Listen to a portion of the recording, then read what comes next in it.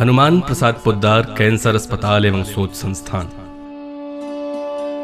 हमारी रत्नगर्भा भारत भूमि ने महामानवों की जो श्रृंखला पैदा की है, उनमें भाई जी श्री हनुमान प्रसाद पोद्दार एक ऐसे देदीप्यमान नक्षत्र के रूप में दिखाई देते हैं, जिन्होंने भारतीय अध्यात्म और संस्कृति की पुनर्स्थापना का आजीवन प्रयास किया। कल्याण पत्रिका उनकी इस साधना का माध्यम बना। अपने जीवन के आरंभिक वर्षों में ही वे स्वतंत्रता संग्राम में कूद पड़े और क्रांतिकारियों के दल में शामिल हो गए। उन्हें बंगाल के शिमलापाल में नजरबंद कर दिया गया। शिमलापाल का वह एकांतवास उनके जीवन में एक नया मोड़ लेकर आया। किसी अज्ञात दैवीय शक्ति की प्रेरणा से वे क्रांतिकारी के स्थान पर ईश्वरीय कार्य के निमित्त बन गए। महात्मा गांधी, श्री अरविंद घोष, लोकमान्य बाल गंगाधर तिलक, महामना मदन मोहन मालवीय, राजेंद्र प्रसाद, पंडित जवाहरलाल नेहरू आदि के साथ उनका बड़ा ही घनिष्ठ संबंध था। भाई जी आधुनिक भारत के उन गिने चुने महापुरुषों में से हैं, जिन्होंने प्राचीन हिंदू धर्म दर्शन और संस्कृति के उद्धार और उन्नयन का आजीवन प्रयास किया। उन्होंने भारतीय मनीषा की ज्योति को गांव-गांव तक ही नहीं, द्वार-द्वार तक पहुंचाया। इसके साथ ही महामारी से पीड़ितों, विकलांगों, कुष्ठ रोगियों, मूक बधिरों, अंधों, अनाथों, रोगियों और अभावग्रस्त लोगों के वो सहज सखा थे। आजीवन मानव मात्र के वो दुख को दूर करने के लिए उनके परिहार में वो संलग्न रहे। भाई जी श्री हनुमान प्रसाद पोद्दार के इह लीला संवरण में कैंसर ही निमित्त बना था। हनुमान प्रसाद पोद्दार स्मारक समिति ने यह अनुभव किया कि आर्थिक दृष्टि से पिछड़े देश के इस अंचल में कैंसर रोगियों की सेवा के लिए एक कैंसर अस्पताल होना चाहिए। 16 फरवरी 1975 को बसंत पंचमी के दिन श्री पोद्दार जी के अभिन्न स्वरूप श्री राधा बाबा की प्रेरणा और आशीर्वाद से इस कैंसर अस्पताल का निर्माण कार्य प्रारंभ हुआ। उत्तर प्रदेश सरकार ने रेडियोथेरेपी प्रखंड के निर्माण के लिए 10 लाख रुपए का सबसे पहले अनुदान दिया।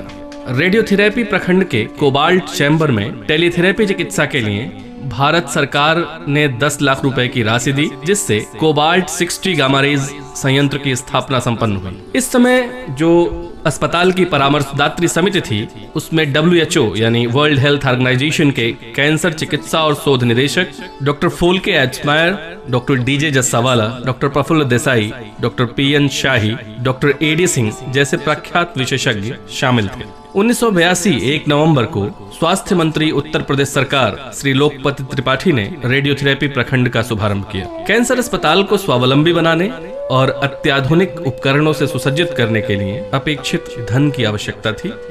मुंबई के क्रॉस मैदान में 17 मई 1983 से 26 मई 1983 तक पूज्य श्री रामचंद्र डोंगरे महाराज के व्यासत्व में श्रीमद् भागवत कथा का विराट अनुष्ठान आयोजित किया गया। इसी यज्ञ में बंबई के सिंधी समाज ने मन से सहयोग किया और उस उदार सहयोग से अस्पताल में एक 500 mA की एक्सरे प्लांट की स्थापना हुई। वर्ष 1984-85 में अस्पताल की अपनी पैथोलॉजी विकसित हो गई। इसके अलावा ऑपरेशन थिएटर तथा अंतः चिकित्सा की व्यवस्था हो जाने से कैंसर रोगियों को अस्पताल में भर्ती कर उनकी दिन रात सेवा प्रारंभ हुई। वर्तमान समय में अंतः रोगी कक्ष में 110 शैय्याएं हैं, जिसे निकट भविष्य में 200 शैय्याएं करने का लक्ष्य है। 64 लाख रुपए की लागत से एक अत्याधुनिक कंप्यूटराइज्ड संयंत्र सेलेक्ट्रॉन का शुभारंभ 20 सितंबर 1988 को माननीय श्री नारायण दत्त तिवारी, तत्कालीन मुख्यमंत्री उत्तर प्रदेश द्वारा संपन्न हुआ। माननीय श्री वीर बहादुर सिंह जी, जो उस समय भारत सरकार में संचार मंत्री थे, वो भी इस कार्यक्रम में उपस्थित थे। सेलेक्ट्रॉन संयंत्र का उपयोग बच्चेदानी के कैंसर के लिए होता है। यह संयंत्र हॉलैंड से मंगाया गया था। अमेरिका के न्यूयॉर्क स्थित नरगिस दत्त फाउंडेशन ने सन 1984 में $45,000 का अनुदान इसके लिए दिया था। उत्तर प्रदेश सरकार से 22 लाख रुपए और केंद्र सरकार से 12 लाख रुपए प्राप्त हुए। इसमें से अस्पताल की ओर से 8 लाख रुपए लगाकर 48 लाख रुपए की कस्टम की छूट की व्यवस्था करके लगभग 1 करोड़ की लागत का कोबाल्ट थेराट्रॉन 780C संयंत्र कनाडा से आयातित किया गया। 1990 से यह रेडिएशन यूनिट काम करने लगा। इससे पहले 1989 में प्रदेश सरकार ने 30 लाख रुपए का उदार सहयोग दिया, जिससे अस्पताल की कुछ बहुत जरूरी व्यवस्थाएं संभव हुई। इसी राशि से वातानुकूलित कोबाल्ट चैम्बर का निर्माण, treatment planning system, cancer registry और सर्जरी के प्लांट्स का क्रय किया गया। 2 60 केवीए तथा 40 केवीए के जनरेटर्स लगाए गए ताकि बिजली की आपूर्ति में व्यवधान न हो और चिकित्सा व्यवस्था आबाद गति से चलती रहे। 15 लाख रुपए की लागत वाले ट्रीटमेंट प्लानिंग सिस्टम यानी टीपीएस संयंत्र का उपयोग थेराट्रॉन, गामा रेज और सेलेक्ट्रॉन मशीनों से कैंसर ट्रीटमेंट की प्लानिंग एवं रजिस्ट्री में किया जाता है। टीपीएस का उद्घाटन भारत सरकार के स्वास्थ्य मंत्री श्री माखन लाल जी फोतेदार ने 20 नवंबर 1992 को किया। रेडियोलॉजी विभाग में 60 एमए की मोबाइल एक्सरे तथा 500 एमए का एक शक्तिशाली संयंत्र जिसमें विशिष्ट आवश्यकताओं के अनुरूप स्पॉट फिल्म डिवाइस आदि का प्रावधान भी था, इस विभाग में लगाया गया। बड़ी मशीन की लागत उस समय 4 लाख रुपए थी और यह बंबई के सिंधी समाज के ही सौजन्य से संभव हो सका। इस विभाग का नामकरण एक सुप्रसिद्ध सिंधी संत कोकिल साईं के नाम पर किया गया। कैंसर की त्रिविध चिकित्सा यानी रेडियोथेरेपी, कीमोथेरेपी एवं शल्य चिकित्सा में शल्य क्रिया के महत्व को देखते हुए इस विभाग को आधुनिकतम उपकरणों से सुसज्जित करने का प्रयास किया गया। इस प्रक्रिया में 1990 में अपने ही देश में बने मार्टिन इलेक्ट्रोट्रोम को खरीदा गया। 1991 और 92 में लेपरास्कोप, गैस्ट्रोइंटेस्टाइनल फाइबरस्कोप और सेलेक्ट्रॉन रोलैंड ओसिफेगल एप्लीकेटर सेट क्रमशः जर्मनी, जापान और नीदरलैंड से आयात किया गया। बंबई के सिंधी समाज के उदार सहयोग से एक सुंदर सभागार जिसमें मेडिकल पुस्तकालय और वाचनालय बनवाया गया। सुप्रसिद्ध सिंधी संत रघु बाबा के नाम पर इसका नामकरण हुआ। 19 जनवरी 1991 को उत्तर प्रदेश सरकार के तत्कालीन चिकित्सा और स्वास्थ्य मंत्री माननीय श्री माता प्रसाद पांडे जी द्वारा रेडिएशन चिकित्सा के विख्यात कोबाल्ट संयंत्र थेराट्रॉन 780C का शुभारंभ हुआ। 23 फरवरी 1991 को मेघालय के राज्यपाल महामहिम श्री मधुकर विनायक दिघे का शुभागमन हुआ। इस अवसर पर हेल्पेज इंडिया नई दिल्ली के सौजन्य से 20 बेड्स का एक विश्रांति सदन और उसका उद्घाटन समारोह भी संपन्न किया गया। कैंसर रोगियों और उनके परिजनों के लिए एक धर्मशाला का निर्माण बहुत बड़ी आवश्यकता थी। दिल्ली स्थित वृद्धजनों के कल्याण के लिए समर्पित समाजसेवी संस्था हेल्पेज इंडिया के सौजन्य से इसी उद्देश्य के प्रति समर्पित लंदन स्थित उदार संस्था हेल्पेज यूके ने 3.16 लाख रुपए तथा बंबई के कुछ उदार मना महानुभावों से लगभग प्राप्त इतनी ही सहायता से एक 2 मंजिला भवन आश्रय का निर्माण किया गया और उसे पूरी तरह से सुसज्जित किया गया। इसका उद्घाटन 8 सितंबर 1992 को माननीय श्री कल्याण सिंह जी मुख्यमंत्री उत्तर प्रदेश द्वारा संपन्न हुआ। हमारे कैंसर अस्पताल का उद्देश्य निर्धन रोगियों की निःशुल्क सेवा करने का रहा है। धन के अभाव में कोई भी कैंसर रोगी इलाज से वंचित न रह जाए, यह हमारा ध्येय वाक्य है। इसी उद्देश्य को ध्यान में रखते हुए कैंसर रोगियों की दिन रात सेवा की जाती है। ऐसे रोगी जो कैंसर के एडवांस्ड स्टेज यानी प्रवृद्ध अवस्था में पहुंच चुके होते हैं और जिनके फिर से स्वस्थ होने की आशाएं बहुत क्षीण होती हैं, वे प्रायः अपने ही परिजनों स्वजनों द्वारा उपेक्षित और परित्यक्त हो जाते हैं। ऐसे रोगियों को एक शरण स्थल की आवश्यकता होती है जहां वे जीवन के अंतिम दिनों में सेवा शुश्रूषा और भावनात्मक सहयोग पा सकें।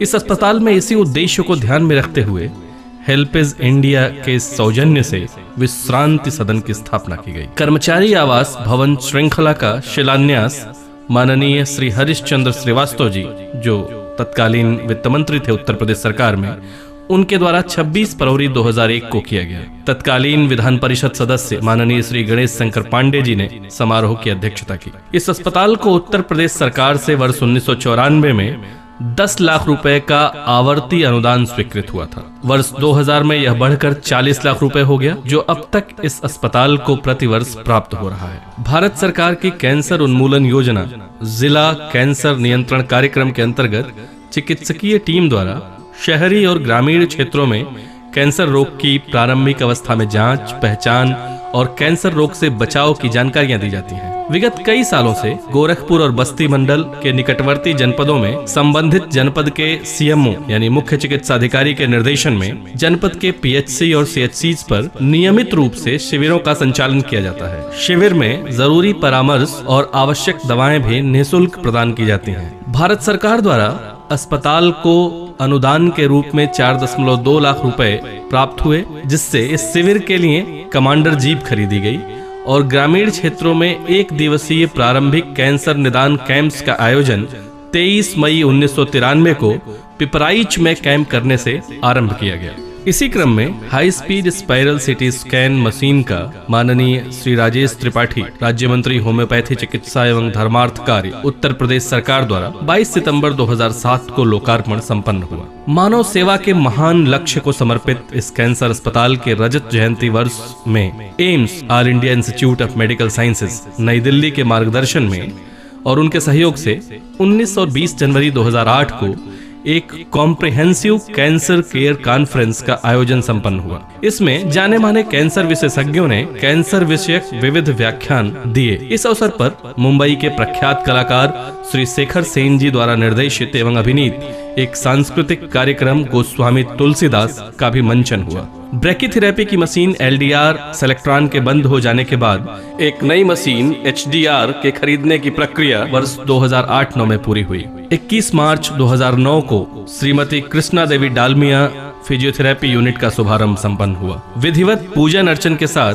पूज्य श्री राजेंद्र दास जी महाराज ने इसका उद्घाटन किया। 2009-10 में थेराट्रॉन 780C मशीन के लिए सोर्स को खरीदा गया। इसमें 39 लाख रुपए सोर्स का मूल्य तथा 6 लाख रुपए उसे मंगाने के लिए किराए के रूप में व्यय किया गया। इस धनराशि का प्रबंध अस्पताल के ही फंड से किया गया। अगले 7-8 वर्षों तक यानी लगभग 2016-17 तक यह सोर्स कार्य करता रहेगा। जुलाई 2009 में सिविल लाइंस स्थित होटल क्लार्क्स इन ग्रैंड में अपने इस कैंसर अस्पताल और IMA इंडियन मेडिकल एसोसिएशन की गोरखपुर शाखा के संयुक्त तत्वावधान में रिसेंट ट्रेंड्स इन ऑन्कोलॉजी विषय पर एक कॉन्टिन्यूअस मेडिकल एजुकेशन का आयोजन किया गया। इसमें doctor Durgatosh Pande, doctor Hari Goyal, doctor Bhagwan Singh Bist, doctor PK Vasu, doctor YS Yadav, doctor Radha Jeena जैसे जाने माने चिकित्सकों के महत्वपूर्ण व्याख्यान हुए। 2010-11 में पैथोलॉजी विभाग में लगभग 4.5 लाख मूल्य की एक आधुनिक हेमाटोलॉजी मशीन खरीदी गई। इससे HB, TLC, DLC प्लेटलेट्स की जांच ऑटोमेटिक मशीन से होनी प्रारंभ हो गई। आश्रय भवन में एक सामुदायिक रसोई घर कम्युनिटी किचन का निर्माण कराया गया है। इससे रोगियों और उनके परिजनों को भोजन बनाने में काफी सुविधा मिल रही है। उन्हें न्यूनतम शुल्क पर गैस सिलेंडर, चूल्हा और बर्तन उपलब्ध कराए जाते हैं। वर्ष 2012-13 अस्पताल के लिए उपलब्धियों का वर्ष रहा। भारतीय स्टेट बैंक लखनऊ मंडल के सौजन्य से एक डिजिटल एक्सरे मशीन प्राप्त हुई। इसी वर्ष भविष्य की आवश्यकताओं को देखते हुए 250 kVA का एक नया जनरेटर खरीदा गया। सीता देवी पोद्दार सेवान्यास कोलकाता के सौजन्य से एक AC एम्बुलेंस प्राप्त हुई। Mahindra and Mahindra financial services limited Mumbai ने भी अस्पताल को एक एम्बुलेंस प्रदान किया। जनवरी 2013 से गरीबी रेखा से नीचे यानी BPL फैमिलीज के कार्ड धारकों के लिए राष्ट्रीय स्वास्थ्य बीमा योजना शुरू की गई। 2012-13 में ही 400 kVA का एक नया ट्रांसफार्मर भी लगवाया गया। कैंसर रोगियों की सेकाई चिकित्सा की अत्याधुनिक मशीन लिनैक यानी लीनियर एक्सेलरेटर में बिना सोर्स के ही विद्युत इलेक्ट्रोड द्वारा चिकित्सा की जाती है। 2012-13 में UK से आयातित $691,000 US मूल्य की इस मशीन को स्थापित करके इसके द्वारा चिकित्सा प्रारंभ कर दी गई है। 2014 में सिटी स्कैन मशीन जिसे सीमेंस मुंबई से खरीदा गया, इसे सितंबर माह में स्थापित करके सिटी स्कैन कार्य को प्रारंभ कर दिया गया है। 2015 में एक नए डायग्नोस्टिक ब्लॉक का निर्माण किया गया जिसमें 16 slice CT scan, digital x-ray, CD ultrasound, pathology, cytology, linear accelerator, cobalt unit, HDR brachytherapy, इन सभी सुविधाओं को एक साथ प्रदान करने का प्रयास किया गया। निकट भविष्य में अस्पताल का जो लक्ष्य है उसमें केंद्र सरकार द्वारा रीजनल कैंसर सेंटर के रूप में मान्यता प्राप्त किया जाना, अस्पताल में IGRT यानी इमेज गाइडेड रेडिएशन थेरेपी जिसकी लागत लगभग 15 से 20 करोड़ रुपए तक है की स्थापना, अस्पताल में ही diploma in medical radiotherapy technologist course का आरंभ करना, ब्रैकीथेरेपी का एडवांसमेंट जिसमें लगभग 7 से 10 करोड़ रुपए का व्यय होगा शामिल है। पूज्य भाई जी का यह उद्देश्य कि हम पीड़ितों की, आर्तजनों की निःशुल्क, निस्वार्थ और न्यूनतम दरों पर सेवा कर सकें, हम सभी इसी बड़े लक्ष्य को साकार करने के लिए प्रयासरत हैं।